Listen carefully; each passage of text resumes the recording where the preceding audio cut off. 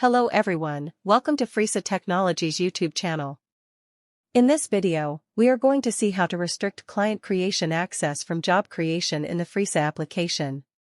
Initially, we have to log in to the Fresa application. After a successful login, this is how our dashboard looks like. Go to the Management module, select the User Access menu. Open the respective user profile and click the Edit button.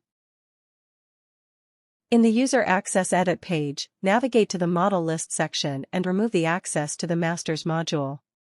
And scroll down, in the Menu Master List section, remove the organization and click Save. Now navigate to the Documentation module, select the All Jobs menu, and click Create.